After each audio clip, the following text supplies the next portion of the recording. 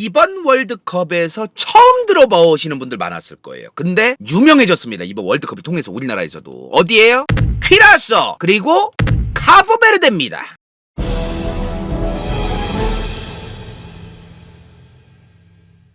자, 이번 월드컵 덕분에 우리나라 사람들은 꽤 처음 들어보는데 유명해진 나라가 있죠. 퀴라소, 베네수엘라 위에 있네요. 그리고 아프리카 서쪽에 있는 카보베르데.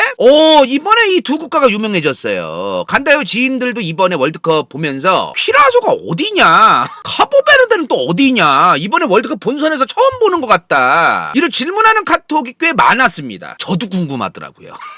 그래서 준비했습니다. 퀴라소는 어떤 나라인가, 그리고 카보베르데는 어떤 나라인가. 자, 일단 오늘은 퀴라소부터 시작을 하는데요. 자, 6월 15일 월요일에 독일하고 퀴라소의 경기가 있었습니다. 월드컵 경기 본선이었어요. 조별리그가 있었는데 7대1이었어요. 개차발리긴 했어. 솔직히 박살나긴 했어요 사실. 근데 뭐 퀴라소가 축구를 잘했다, 그건 중요하지 않고 일단 퀴라소? 왜냐면 월드컵 본선은 보통 우리가 알만한 나라들이 보통 나오거든요. 솔직한 얘기로 대부분 그래요. 근데 이제 처음 보는 나라니까 퀴라소가. 그래서 이제 우리나라 이제 네이버 검색창이나 뭐 구글 검색 순위에 상단에 이제 퀴라소가 한때 올라가고 막 그랬었다고 하더라고요. 참고로 퀴라소 국대 감독이 지금 누구냐? 딕 아드보카트입니다. 우리나라 2006년 월드컵 때 대한민국 감독이었어요. 그쵸? 2006년에. 이 양반 지금 퀴라소 감독이야. 이 아보카도 드리블. 우선 다 필요 없고 이제 뭐부터 알아야 돼요? 어디 있냐? 여기 있어요. 지금 중남미에 콜롬비아, 베네수엘라가 있으면 요쪽에 최근에 그 도널드 트럼프가 마두로 대통령 이제 베네수엘라 대통령 잡아갔죠? 그 베네수엘라의 북서쪽에 있습니다. 북서쪽에. 이게 사실은 베네수엘라 위에 보면 퀴라소뿐만 아니라 섬이 많아 지금. 이 베네수엘라 바로 위에 보면은 지금 많아 나라가. 뭐 아루바, 퀴라소, 뭐 트리니다드, 토바고, 뭐 그레나다, 세인트 빈센트 그레나디, 바베이도스, 세인트 루시아, 마르티니크, 도미니카 연방, 과들루프, 앤티가 바부다, 몬트세레부터 앵길라, 뭐 세인트 키츠, 네비스, 뭐 어쩌고저쩌고 많아 지금. 여기 이 바다를 뭐라고 해요? 카리브해라고 합니다. 여기 있는 나라들도 카리브해 국가들이라고 보통 얘기를 하는데요. 자, 근데 베네수엘라에서 확대를 북서쪽으로 하면은 여기 섬이 또 여러 개가 있어요. 여기 이제 아루바, 퀴라소. 자, 근데 여기 있는 이 섬나라들이 대부분 뭐냐면은 스페인, 프랑스, 영국, 네덜란드 서구 열강들이 헤쳐먹는 과정에서 생긴 거예요. 헤쳐먹다가 먹었다가 이제 독립이 되고 영국령, 스페인령, 프랑스령, 네덜란드령 뭐 이런 과정, 이런 것들에 의해서 지금 이제 뭐 이런 나라들이 생긴 거예요 지금. 그래서 여기 보면은 아직도 영국령인 데가 있어요. 아직도 네덜란드령인 데가 있고, 근데 독립된 나라들도 있고요. 막 섞여 있어 지금. 자, 근데 오늘 얘기할 곳은 네덜란드가 먹고 있는 곳 6군데가 있습니다. 아루바, 퀴라소, 보네르, 그리고 여기 사바, 신트마르턴. 이 신트마르턴은 네덜란드 말로 신트마르턴이고 세인트 마르틴이에요. 세인트 마틴 영어로 신트마르턴, 그리고 신트 웨스타티위스. 쉽지 않습니다. 이름이 쉽지 않아요. 아무튼 이제 요렇게 하나 둘 셋 넷 다 6개 군대가 있는 거예요 지금. 자, 근데 그거 아세요? 지금 이 지역들이 네덜란드 소속이 아닙니다. 자, 이거 분명히 아셔야 돼요. 여기 보면은 지금 6군데가 있죠. 이 6군데 전부 다 네덜란드 소속인 건 아니에요. 복잡한데 조금. 우선 이걸 알아야 돼 우리는. 네덜란드가 우리가 아는 유럽 네덜란드 있죠. 저기는 네덜란드 국이에요. 근데 네덜란드 왕국이라는 게 있어요. 이 네덜란드 왕국 안에 유럽에 있는 네덜란드라는 국가가 있어요. 그리고 퀴라소도 있어요. 그리고 아까 앞서 봤던 아루바도 있어요. 그러니까 여러 나라들의 집합이 네덜란드 왕국인 거예요. 그렇지? 구성국이라고 얘기를 하네 사람들이. 그죠? 여러 가지 나라가 네덜란드 왕국을 구성하는 거예요 지금. 유럽에 있는 네덜란드의 소속이 전부 다가 아니에요. 이 6개 중에 3개는 유럽에 있는 네덜란드 국의 소유야 또. 3군데는 네덜란드 국의 소속인데 3군데는 네덜란드 왕국을 구성하는 나라인 거예요. 뭔 말인지 이해되세요? 그래서 이 6개 중에 지금 아루바, 퀴라소, 그리고 여 위에 신트마르턴, 얘네는 자치국가입니다. 앞서 말한 것처럼 네덜란드 왕국에 소속되는 거야. 네덜란드 왕국 아래에 아루바, 퀴라소, 신트마르턴이 있고, 나머지 사바, 신트 웨스타티위스, 그리고 보네르, 얘네는 네덜란드 본국, 유럽 네덜란드에 소속되어 있다. 이렇게 생각하시면 돼요 이제. 즉 퀴라소는 네덜란드 본국의 소속이 아니라 네덜란드 왕국 소속이기 때문에 별개다 이 말이야. 별개. 자, 근데 아루바, 퀴라소, 신트마르튼 얘네는 네덜란드 왕국 소속이고 자치국가로 되어 있다고 했어요. 근데 얘네가 또 신기한 게 뭐냐면은 재정 관련해서 네덜란드 본국, 유럽 네덜란드 얘네가 감시감독권을 가지고 있어요. 그리고 여권은 또 네덜란드예요. 재정도 네덜란드 본국이 감시감독권을 가지고 있고, 그리고 외교 국방도 네덜란드 본국이 해주고. 근데 이걸 대신 해주는 거야, 대신. 이 말인 즉슨 네덜란드 본국과는 별개로 되어 있는 네덜란드 왕국을 구성하는 구성국이지만 얘네가 너무 쪼만하니까 네덜란드 본국이 대신해준다 이 말이야. 다만 자치권이 있어, 자치권. 이게 보니까요, 저거를 왜 얘네가 자치국가라고 지들이 네덜란드 본국이랑 따로 거의 독립된 상태로 이제 지내는 건데 재정은 왜 네덜란드 본국이 대신 감시감독을 할까? 알아보니까 얘네가 옛날보다 돈을 좀 막 써댔어. 그래서 부채가 많아요 지금 얘네가. 그래서 네덜란드 본국이 이제 얘기를 한 거예요. 야, 니네 부채 빚 졸라 많은 거 알아. 대신 우리가 이제 앞으로 재정에 대해서 감시감독 할 거야. 하다. 대신 지금 니네가 가지고 있는 부채 애지간한 거 우리 네덜란드 본국이 떠맡아 줄게. 요렇게 쇼부를 쳤대. 얘네도 아쉬울 게 없으니까 그래주세요. 그렇게 해주세요. 이제 그런 거지. 그래서 이 아루바, 퀴라소, 신트마르턴 이 세 군데는 돈을 지들 멋대로 다 써갈기고 그럴 순 없어요 지금. 네덜란드 본국과의 계획적인 협의하에 써야 되는 그런 게 있습니다. 본 주제는 퀴라소잖아요. 이 퀴라소는 달리 말하면 이제 뭐예요? 이 사람들의 국적은 여권은 뭐야? 네덜란드야. 네, 네덜란드 여권을 가지고 있어요. 다만 이 사람들이 퀴라소에 살고 있고 그 본국과 법이 좀 달라요. 문화도 다르고 자치권이 있기 때문에 자기들만의 법은 있어. 근데 외교 국방은 재정은 네덜란드 본국이 해준다.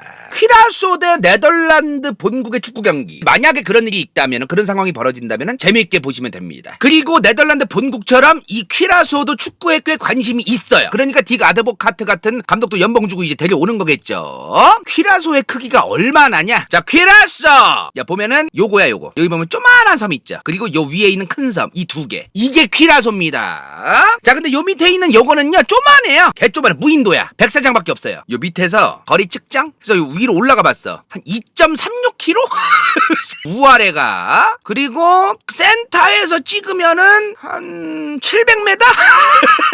조만한 섬이 하나 있다 이 아래에. 그리고 이 위에는 큰 섬이 또 있다. 그래서 얘네 두 개를 합하면은 444제곱킬로미터입니다. 지금 서울시가 605예요. 서울보다 작아. 근데 서울이 작지가 않아요. 문제는 서울보다 작네? 아, 이게 아니지. 서울 자체가 커요.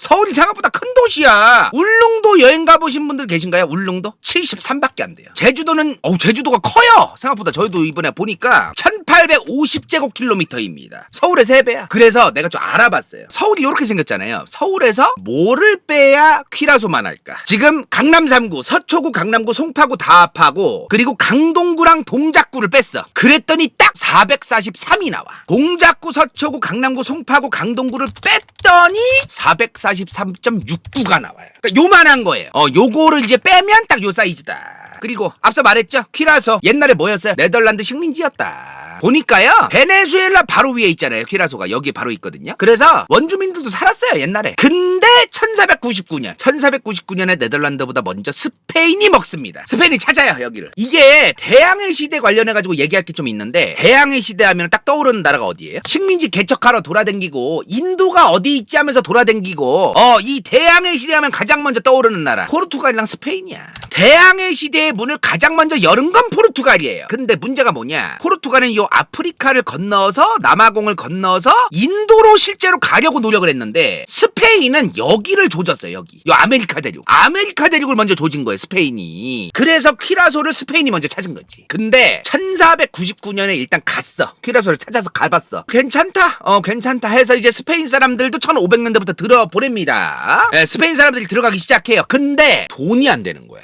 유럽의 서구혈강들이 저런 새로운 식민지를 찾잖아요. 그럼 견적을 봐요. 일단 첫 번째 금, 보석, 광물 뭔가 돈 될 만한 게 있나? 일단 땅을 파봐. 근데 없어. 그럼 돼지나 소나 양을 이제 데려와서 깔아보자. 소나 양을 키워봐. 가축을 쫙 풀어봤더니 가축이 잘 커, 잘 안 커, 이런 걸 따져봐요. 그리고 그 다음 일단 파인애플이나 특정 작물을 싹 갖고 와서 쫙 깔아보자. 쫙 깔았을 때 잘 크나 사탕수수나 이런 것도 한번 알아보고 이런 걸 따져봐. 근데 퀴라소가 보니까 개털 다 안 돼.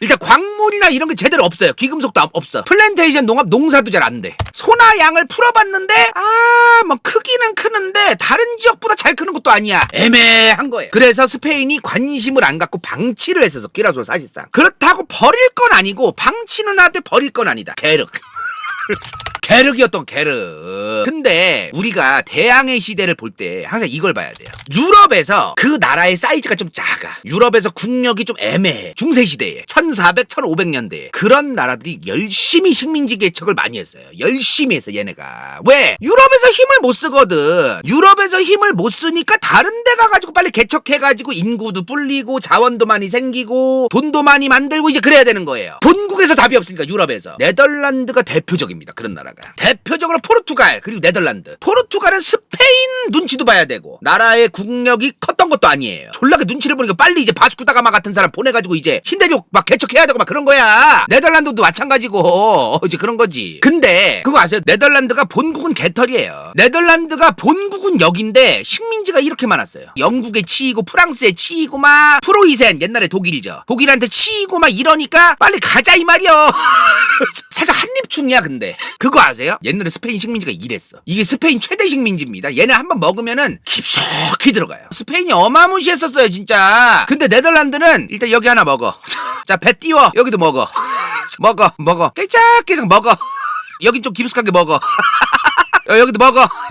사실 휴게소 감성. 네덜란드가 이제 1600년대에 와서 카리브해에 관심을 가져요. 카리브해 어디야? 여기야. 요 콜롬비아, 베네수엘라와 요 멕시코 아래쪽에, 쿠바 아래쪽에. 1631년에 그때 가서 뭘 먹냐? 저 세인트 마틴 섬, 신트 마르턴이라고 부르는 저기를 먹어요. 네덜란드가. 근데 스페인 입장에서 저 새끼들이 거슬려. 남미, 중남미 이쪽을 우리 스페인이 다 거느려야 되는데 저것들이 저기를 왜 먹지? 이제 거슬리는 거예요. 그래서 카리브해 주변을 스페인이 다 장악하고 이제 그러려고 했는데 먹으니까 네덜란드가 저 섬에서 개박살이 나요. 스페인한테. 여기를 니네가 왜 먹어? 그리고 나중에 멕시코 역사할 때 말씀드리겠지만 스페인이 정말 식민지가 어마무시하게 많았던 나라예요. 대영 제국 버금갔어 진짜. 이 지도가 지금 스페인의 최대 식민지 지도인데 엄청난 영토에 특히 아메리카 대륙에서는 진짜. 나중에 멕시코가 스페인으로부터 독립을 해요. 멕시코란 나라가 튀어나오거든요. 이 스페인 식민지 지역에서 멕시코란 나라가 탄생하는 거예요. 독립을 하면서. 원래 멕시코 사이즈가 이랬습니다. 지금 미국의 서부와 중부의 거의 뭐 절반은 먹고 있었다고 봐야 됩니다. 중남미 쪽에 지금 나라 짜잘하게 많죠. 여기도 다 먹었고. 이 정도로 스페인 식민지가 영향력이 어마무시했는데 감히 네덜란드 니까지 것들이 와가지고 여기 세인트 마틴, 신트 마르턴 여기를 먹으려고 이 새끼들이 돌았나 하면서 이제 조져요. 그래서 개박살이 납니다. 네덜란드가. 자, 그러면 여러분들이 네덜란드면 어떻게 하시겠어요? 여기 신트 마르턴 여기를 먹었다가 스페인한테 개처발리고 이제 뚝까 쳐맞고서 이제 쫓겨났어. 그럼 이제 여러분들이 네덜란드면 이제 어떻게 하시겠어요? 다른 데 가야지. 그러면서 이제 다른 데도 막 가고 그러는데 근데 그거 아셔야 돼요. 네덜란드가 포기를 못했어요. 왜? 자, 지금 전 세계 초패권 국가 어디예요? 미국이야. 미국이 왜 초패권 국가예요? 얘네가 지금 요 태평양 근처에 여기 섬 짜잘한 데 많거든요. 여기서 배를 띄우고 세워놓고 정박해 놓을 수 있는 섬이 엄청나게 많습니다. 그래서 전 세계 초패권 국가가 가능했던 거야. 전 세계 강력한 해군력이 뒷받침돼야 전 세계 강력한 공군력도 되는 거잖아요. 이게 전 세계의 동맹국가도 있고 이 동맹국들의 항구도 사용할 수 있고 이 항구들을 사용함으로써 배를 정박하고 수리하고 다시 보급하고 이런 게 가능하기 때문에 이제 그 미국이 초패권 국가가 될 수 있는 거 아닙니까? 이런 포인트. 휴게소 네덜란드도 이 카리브해 지역에서 본인들도 어떻게든 언젠가는 무역을 하고 헤쳐먹어야 되는데 이거를 할 항구가 필요하다 이 말이에요. 어떻게든 만들어야 된다. 스페인 혼자서만 해먹고게끔 내버려두면 안 된다. 우리 네덜란드도 언젠가는 이 카리브해로 진출을 해야 된다. 섬을 한두 개 정도 먹어놔야 된다 이 말이야. 그 섬이 있어야 네덜란드 군대가 우르르 가가지고 거기서 정박해서 밥도 먹고 식량도 보급받고 섬에 이제 배 대놓고서 주차해놓고서 배 수리도 하고 이제 그럴 거 아닙니까. 옛날에는 이런 섬들이 무조건 굉장히 필요한 게 뭐냐면 요즘보다 더 필요해. 배가 옛날처럼 무슨 악셀에다 밟는다고 무슨 기름 채워놓고서 엔진 모다로 이제 악셀에다 밟아서 가는 것도 아니고 무조건 이런 섬에 정박을 해서 세워놓고 쉬었다 가야 돼. 쉬었다가. 이 섬의 중요성이 굉장히 중요하다. 옛날엔 더더욱. 자, 그래서 네덜란드가 처음에 신트 마르턴, 세인트 마틴, 신트 마르턴 여기를 뺏겼다가 1634년 퀴라소를 침공합니다. 그래서 네덜란드가 스페인으로부터 저 퀴라소를 먹어요. 그 다음에 이제 아루바도 먹고 보네르도 먹고 다시 이제 사바, 신트 웨스타티위스, 신트 마르턴 이런 데를 먹는 거야. 그래서 이제 네덜란드령이 되는 거죠 여기가. 그리고 네덜란드가 이거 뭐 서구여행 대부분 그랬는데요. 여기서 이제 섬을 먹은 다음에 여기 섬 위치가 어디예요? 여기야. 여기 있는 섬나라들이잖아요. 베네수엘라 위에 여기. 여기서 흑인들 흑인들을 납치해요. 잡아와서 일로 데려와요. 데려오고 노예팜 흑인들을 이제 노예로 팔아먹기 시작해요. 중남미 지역에서 이제 뭐 농사 짓거나 뭐 플랜테이션 사업하거나 그런 사람들한테 흑인들이 이제 노예로 쓰고 싶어하는 사람들이 많았단 말이지 그때. 그런 짓거리 하면서 이제 돈을 많이 벌어먹었어요. 네덜란드가 여기서 이제 그런 짓을 하면서. 이건 뭐 근데 네덜란드만 그런 짓 한 게 아니죠. 다양한 서구 해강들이 했는데 그렇게 이제 돈을 벌어먹으면서 1600년대가 지나고 있었는데 1789년 유럽에서 프랑스 대혁명이 터집니다. 자, 프랑스에서 프랑스 대혁명이 터져요. 이 소식이 당연히 여기까지 와요. 아메리카 대륙까지 들려와. 그리고 여기 보면 지금 쿠바 옆에 아이티 보이죠? 아이티. 프랑스의 식민지였던 아이티. 지금은 프랑스 영이 아닌데 이 프랑스 식민지였던 아이티에서 1791년에 노예로 끌려온 흑인들이 반란을 일으킵니다. 아이티 지역에서 반란이 일어났다는 소식을 이 주변의 카리브해에 있던 지역에도 소리가 들려요. 그래서 이 다른 카리브해 섬에 살던 노예로 끌려온 흑인들도 반란을 여기저기에서 일으킵니다. 퀴라소에 사는 1795년 퀴라소 흑인 4,000명이 이제 반란을 일으켜요. 폭동을 일으켜요. 근데 그 퀴라소 현지에 있던 네덜란드 군대가 워낙 무기가 좋고 이제 그러다 보니까 현지에 있던 네덜란드 군대랑 당시 네덜란드에서 온 사업가들이 데리고 온 사병들 등등해서 한 달 만에 다 진압됩니다. 이 퀴라소의 흑인들이 반란을 일으켰던 게 8월이에요. 8월. 1795년 8월. 근데 1795년 1월에 이 1월에 무슨 일이 있었을까요? 프랑스가 네덜란드 유럽 본국을 침공합니다. 그리고 나서 몇 달 뒤에 네덜란드 본국이 가지고 있던 식민지였던 퀴라소에서 저 흑인들의 이제 그 반란이 일어난 거지. 프랑스가 네덜란드 본국을 왜 침공했어요? 저 당시에 1795년 1월에 프랑스 대혁명 때 무슨 일이 일어났어요? 일단 루이 16세가 단두돼서 뭐가지 날아갑니다. 그리고 프랑스가 어떻게 돼요? 이제 프랑스란 나라는 왕이 다스리는 나라가 아니야. 5명의 총재가 다스린다. 그래서 5명 총재 정부라고 하는데 이 프랑스에서 왕이 사라지자마자 유럽에 있던 왕이 있던 나라들 여기는 다 왕이 있어. 프랑스만 없는 거지. 왕이 다스리던 유럽의 수많은 국가들의 왕들이 뭐라고 생각했을까요? 프랑스 저 왕이 사라져가지고 됐다 이거. 이 왕이 사라진 영향이 이 주변 국가로 올지도 모르겠다. 물론 근데 그거는 그 이유도 있지만 왕이 다스리는 나라들한테 가서 야 프랑스 쟤네들 이번에 왕 없어져가지고 우리도 왕 뭐가지 다 날아갈지도 모른다. 이거를 명분으로 해서 프랑스 조지자. 그리고 땅 따먹기 나눠먹기 하자. 이거를 하려고 한 거예요. 누가? 영국이. 겸사겸사. 영국이 주도해가지고 이제 프랑스 혁명 이후에 수많은 다른 그 영국을 포함한 유럽 국가들이랑 프랑스가 전쟁이 일어나요. 이제 저때 아직 나폴레옹 튀어나오기는 전입니다. 나폴레옹이 저 당시에 프랑스 군인이었죠. 근데 나폴레옹이 프랑스에서 유명한 영웅이 되지는 않았을 때예요. 아직은 저 때는. 그래서 이때 영국이랑 오스트리아, 독일 이런 나라들이 이제 동맹을 맺어요. 동맹을 맺고 이제 프랑스를 조지러 갑니다. 여기 이제 네덜란드도 포함이었어. 네덜란드도 영국형 우리 네덜란드도 같이 프랑스 조지러 가자. 프랑스 바로 옆에 우리 네덜란드 있어서 겁나 이제 그런 일이 있었던 거죠. 자, 근데 문제가 뭐냐? 이때 네덜란드가 프랑스 바로 이제 위쪽에 있으니까 바로 붙어 있으니까 이제 먼저 네덜란드부터 조진 거지 프랑스는. 그러면 네덜란드가 프랑스한테 개박살났어요. 본국이. 그러면 네덜란드가 가지고 있던 이 수많은 식민지들은 어떻게 됐을까요? 프랑스한테 박살나고 있는 네덜란드를 딱 보니까 네덜란드 본국이 개박살나고 있잖아요. 그 모습을 영국이 봤어요. 영국이 딱 보니까 네덜란드 쟤네 박살나고 있네. 네덜란드가 먹고 있던 섬부터 먹자. 일단은 쟤네 본국 털리고 있으니까 일단 섬부터 먹자. 그러면서 이제 실제로 퀴라소를 포함한 여러 네덜란드가 가지고 있던 몇몇 섬들이 영국 땅이 돼요. 잠시 영국 땅이 돼. 그리고 나서 이제 나중 가서 프랑스에서 누가 튀어나와? 나폴레옹 전쟁이 시작되죠. 근데 이제 1814년도 나폴레옹 전쟁이 슬슬 이제 그 끝날 때입니다. 요때 이제 네덜란드가 좀 정상화가 돼요. 슬슬 본국이. 그래서 네덜란드랑 영국이 만나. 솔직히 예전에 그 섬을 장난하는 것도 아니고 우리 네덜란드 본국이 프랑스에서 개처발릴 때 그렇게 섬 먹는 게 어딨어 이 양반들아. 영국한테 가서 따져. 영국이 좀 그렇긴 하네. 근데 우리가 먹긴 먹었잖아 이 새끼야. 이거 돌려줄게. 돌려주는 대신에 니네는 뭐 해줄 건데. 요런 거로 이제 이용을 해요. 영국이. 이제 요런 식으로 퀴라소가 다시 네덜란드로 돌아옵니다. 그래서 퀴라소의 역사는 1700년대 후반에 네덜란드 땅이었다가 갑자기 영국 땅이 돼요. 그 다음 다시 1810년대에 다시 네덜란드 땅이 되는 이제 요런 짧은 좀 과정이 또 있었습니다. 그죠? 그렇게 이제 1800년대 내내 이 퀴라소는 계속해서 이제 그 네덜란드 영토로 쭉 갔어요. 자, 근데 1800년대 내내 대대적으로 뭐가 생깁니까? 산업혁명. 1700년대를 거쳤지만 대대적으로 이제 발전한 건 1800년대죠. 산업혁명이 어마무시하게 발전하기 시작합니다. 1800년대 내내. 그리고 1800년대 중반, 후반, 1900년대 초반 되면서 전 세계에서 가장 관심을 많이 갖던 게 뭐예요? 석유. 석유가 이제 오지게 중요해져요. 석유. 자, 근데 이 퀴라소의 바로 밑에 있는 나라가 어디예요, 지금? 베네수엘라. 베네수엘라에서 1914년에 석유가 발견됩니다. 유전이 발견돼요. 참고로 지금 전 세계에서 석유 매장량이 가장 많은 나라는 베네수엘라입니다. 석유 생산량 말고 매장량 얘기하는 거예요. 문제는 저 매장량이 가장 많기는 많은데 이 베네수엘라의 석유가 초중진류야. 초중진류. 중진류가 뭐냐면은 아스팔트라던가 이런 찌끄레기 타르 함량이 높은 그 석유예요. 근데 초중진류니까 졸라게 많은 거야, 그게. 그러면은 정유에 넣기가 힘들어요. 정유탑에.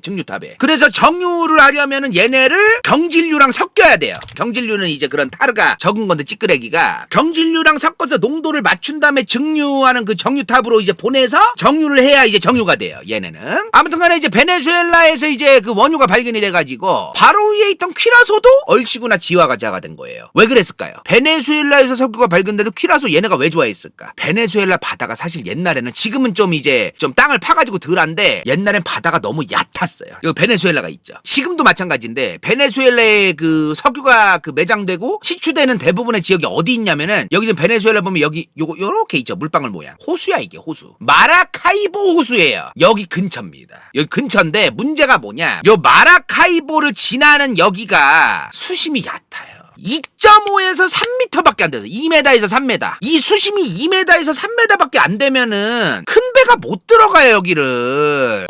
여기가 너무 수심이 얕은 거야, 이제. 딱 봐도 그렇죠? 바닥을 지금은 파내서 지금은 해결이 됐는데 옛날에는 중장비가 발달이 안 되어 있었기 때문에 지금처럼 그냥 파낸다고 해결되는 그런 게 아닌 거예요. 그래서 어떻게 되느냐? 베네수엘라가 석유를 시추하면 작은 배들로 그 석유를 일단 실어 날라요. 어디로? 퀴라소로. 그리고 퀴라소의 석유를 창고를 지어서 석유 창고를 지어서 퀴라소의 석유를 일단 담아두고 팔아요. 큰 배들이 와야 되니까. 베네수엘라가 석유를 많이 생산하면 생산할수록 퀴라소는 개돈 탄 거죠. 개이득 보는 거죠. 개이득. 그래서 퀴라소에 이제 나중 가서 점점 어떻게 되냐면 퀴라소에 있던 사람들이 무슨 생각했겠어? 야, 아싸리 석유 창고만 있지만 그 정유회사를 차리자. 정유회사와 정유시설 이런 걸 이제 퀴라소에 짓자. 자, 정유를 하면은 이 증류탑에 원유가 들어가서 몇 도에 따라서 이제 증류가 됩니다. 이제 끓는 점이 달라요. 그래서 찌끄레기 아스팔트고 350도 이상에서 증유, 250에서 350은 윤활유, 뭐 경유, 등유, 나프타, 가솔린, LPG 이렇게 이제 정유를 해서 각각 구분을 해서 팔아먹자. 퀴라소가 그래서 지금도 정유가 유명해요. 현재도 정유 시설이 꽤 있다. 그래서 옛날에 엄청 금싸라기 땅이어서 퀴라소가 1, 2차 세계대전 내내 어마무시하게 정유가 된 기름. 그냥 원유를 쓰는 게 아니잖아요. 정유가 된 기름. 이게 필요하니까 퀴라소가 굉장히 금싸라기 땅이었습니다. 당시에는 1, 2차 세계대전에 그 전쟁 특수를 누렸어요. 퀴라소도. 자, 근데 이 1, 2차 세계대전 기간 동안은 퀴라소가 뭐예요? 얘네들 전부 다 뭐야? 네덜란드 본국의 식민지야. 식민지. 지금이랑 개념이 달라. 단순한 네덜란드 령도 아니에요. 네덜란드의 땅? 그냥 그렇게 얘기하면 안 돼. 네덜란드 땅이지만 식민지다 이 말이요. 그리고 식민지만 뭐예요? 약간 저 식민지란 단어를 쓰는 곳은 본국과 차별받으면서 빨아먹히는 땅이야. 최대한 돈 벌 구석이 있으면 환경이 파괴되든가 뭐 사람이 죽든가 말든가 빨아먹자. 최대한 빨아먹자. 그런 땅이었던 거예요. 1, 2차 세계대전 내내 네덜란드는 개이득 받겠지. 퀴라소를 이용해서 정유시설과 베네수엘라도 기름을 많이 팔아먹었고요. 자, 그리고 나서 1, 2차 세계대전이 끝났어. 2차 세계대전이 끝나고 이제 1954년이 됐습니다. 지금 아까도 지도를 보면은 이 카리브해 주변에 섬나라가 많아요. 그죠? 지금 많습니다. 지금 베네수엘라 위에. 근데 이 지역을 뭐라고 하냐면은 안틸레스 제도라고 해요. 여기 쿠바 그리고 아이티 도미니카 공화국 여기를 합해가지고 대안틸레스라고 합니다. 그리고 아까 말한 그 조만한 이제 나라들, 이 조만한 나라들을 포함해서는 소안틸레스라고 해요. 여기는 소안틸레스, 여기는 대안틸레스. 이 제도가 뭐냐면요, 여러 섬들이 이어져 있고 모여 있는 지역을 제도라고 해요. 갈라파고스 제도 유명하죠. 갈라파고스 섬이란 지역은 없어요. 갈라파고스 제도야. 찰스 다윈의 진화론 때문에 졸라게 유명하잖아 여기가. 자, 아무튼간에 이 안틸레스 제도 큰 섬도 있고 작은 섬도 있는데, 근데 이 안틸레스 제도 안에 영국도 자기들 섬도 많았고 프랑스도 지들 섬이 많았고 네덜란드 섬도 많았던 거예요. 여러 나라가 있는데 지금은. 자, 근데 1, 2차 세계대전을 거치면서 전 세계에 뭐가 유행했어요? 여기에 이제 이 안틸레스 제도에 영국령도 많고 프랑스령도 많고 네덜란드령도 많은데 1, 2차 세계대전 과정에서 뭐가 유행했었어? 우드로 윌슨의 민족 자결주의. 너무 자주 등장하죠. 우드로 윌슨의 민족 자결주의가 이제 유행을 해요 또. 그래서 여기 영국령도 있고 프랑스령도 있고 네덜란드령도 많은데 이 사람들이 뭐라고 했겠어요? 독립을 이제 해야겠다고 난리를 치는 거야 이제 독립을.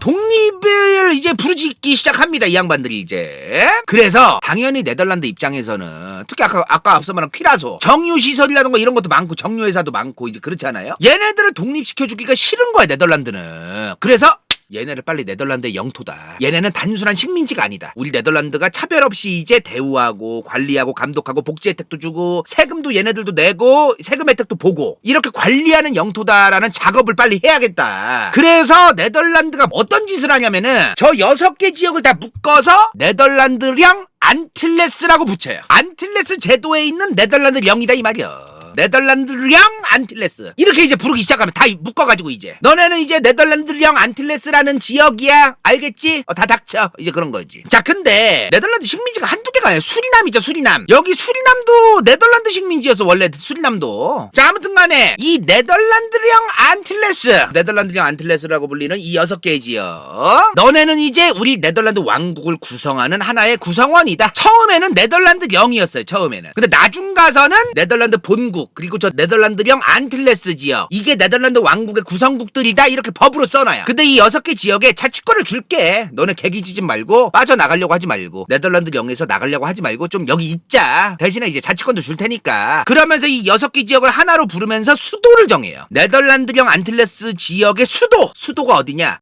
퀴라소에 있는 빌렘스타트입니다. 여기가 저 6개 섬 다 지역에서 가장 크고 가장 번성했고 가장 괜찮습니다. 그래서 퀴라소가 저 6개 지역들 중에 가장 좀 인구도 많고 크기도 사이즈도 괜찮고 도시도 조금 붐비고 좀 그런 게 있어요 지금도. 그래서 옛날부터 이 6개의 네덜란드령 지역 중에 퀴라소가 가장 번성한 느낌이 있어요. 근데 이제 이 6개가 네덜란드령에 있다가 어떤 지역들은 싫어 우리 네덜란드령에 들어가기도 싫어. 네덜란드 왕국에 속해서 그냥 아예 네덜란드 본국이랑 아예 각각이고 싶어. 아예 구분되고 싶어. 이런 걸 요구하는 지역도 있었고 우리는 지금도 좋아.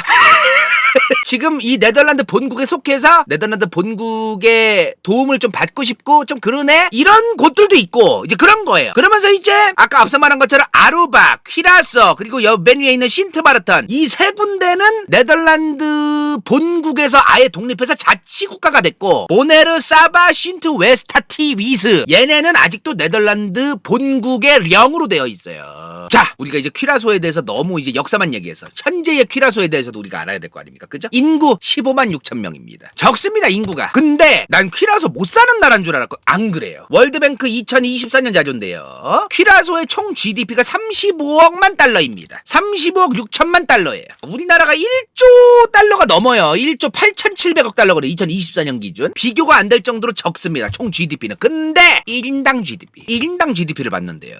우리나라가 1인당 GDP가 36,239달러였어 2024년도에. 근데 퀴라소가 몇이었냐? 퀴라소 1인당 GDP 얼마 정도 될 것 같아? 한 뭐 10,000달러? 22,833달러입니다. 이게 적은 게 아니에요. 2만 달러만 넘어도 꽤 괜찮은 겁니다. 예컨대 지금 남미에서 그래도 좀 못 사는 편은 아니에요. 칠레가 2024년도에 16,000달러였어. 16,700달러. 그리고 지금 파나마 운하 때문에 파나마가 이제 돈을 많이 벌죠. 19,161달러예요. 파나마가 1인당. 얘네보다도 높은 겁니다. 퀴라소가. 적지 않습니다. 15만 인구 규모인데 1인당 2만 달러가 넘는다. 나쁘지 않다. 그리고 관광객이 꽤 많이 와요. 지금 퀴라소 여기 있잖아. 이렇게 우리 한번 로드뷰 볼까요? 로드뷰? 퀴라소 빌렘스타트. 나쁘지 않아. 뭐 이 정도면 뭐 훌륭하지. 차도 많고 관광객도 많고 그죠? 나쁘지 않네. 저 안쪽으로 들어가 볼까요? 저 용적률이 좀 용적률은 좀 낮은 것 같은데 어찌되었든 뭐 이 정도면 뭐 괜찮지. 뭐 페인트도 쇠뺑이로 딱 칠해놓고 이제 여러분들 병원이야? 야 퀴라소 종합병원이래 여러분들. 퀴라소 야 저 정도 섬에 이 정도의 지금 병원이 있어요 지금. 괜찮네. 나쁘지 않아. 좀 여 안쪽으로 또 들어가 볼까? 여 일반 서민들 사는 뭐 이 정도면 뭐 좀 횡하긴 한데 조금 횡하긴 한데 인도도 조금 정비 안 되어 있고 좀 그렇긴 한데 여기는 부촌인가 부촌. 뭐 이 정도면 뭐 괜찮지 않나? 뭐 이런 부천도 있고 여기가 시내래요. 여기가 시내. 대형 슈퍼마켓도 있다 여기에. 대형 슈퍼마켓도 있고 이렇게 루나파크 뭐 이런 그 마켓도 있고 마트도 있고. 야 6시 반에 여네. 마트 10시에 닫고. 야 서양은 무슨 뭐 6시면 문 닫더만. 이런 뭐 가게도 있고 이제 여러분들 쇼핑하는 데도 있고. 관광도시. 관광도시니까 뭐 수영장도 딸려 있는 곳도 있고요 이렇게. 아주 미개발 지역도 있고. 토건해야 돼. 휴현대. 현대 15적고. 이거 뭔 차야 이거? 경차인가? 흉기라니 또.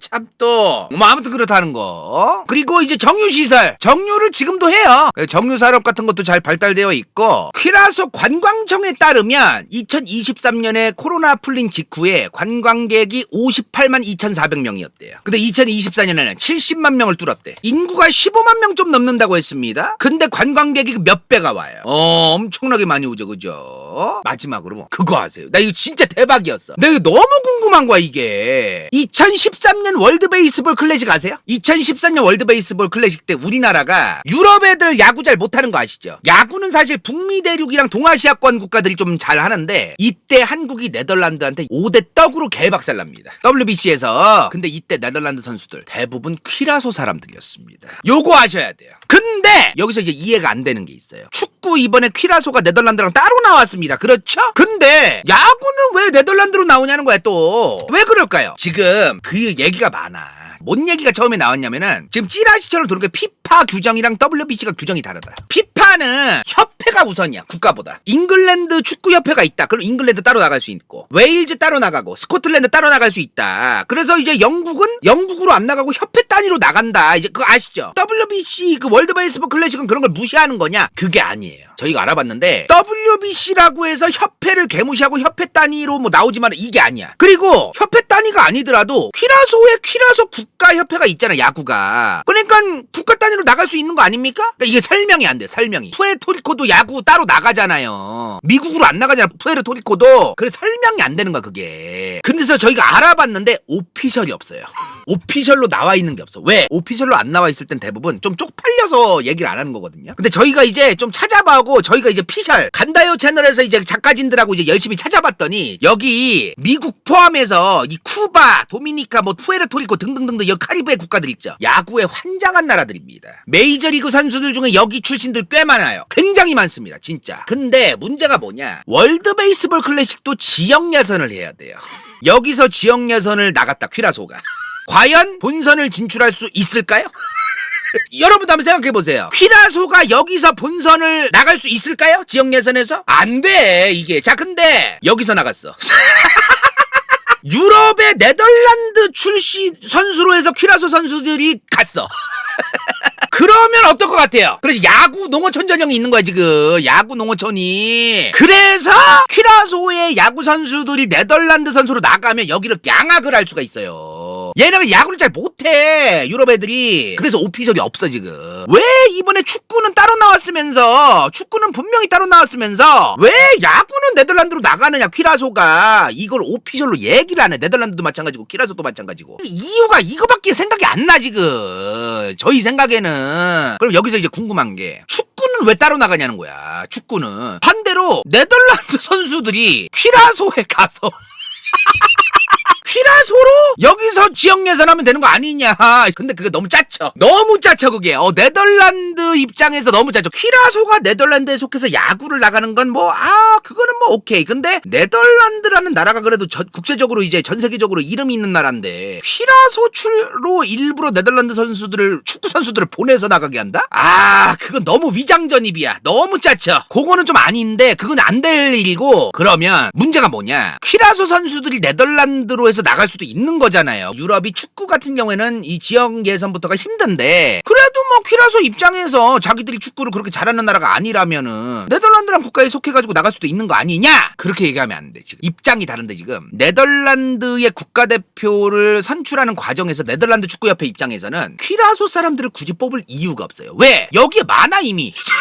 국대로 뽑을 사람들이 이미 여기에 많아요. 이미 유럽 리그에 뛰고 네덜란드 본토 출신이 많아. 이미 뽑을 사람이 많아. 이미 굳이 퀴라소 선수들을 뽑을 이유가 없는 거야. 얘네들 입장에서는 일부러 안 뽑는 게 아니라 퀴라소에 있는 축구 선수보다 잘하는 선수가 너무 많아, 유럽에. 그러니까 굳이 뽑을 이유가 없는 거죠. 또 이제 그런 게 있어 지금. 그러니까 오피셜이 없어요. 지금 저희도 추정하는 거야. 추정. 아무리 짱구를 굴려봐도 이유가 이거밖에 없어 지금. 그래서 저희 간컴에서 스포츠에 관심 많은 규 작가랑 대화를 해보니까 아무리 생각해도 이유가 이거밖에 없다 지금.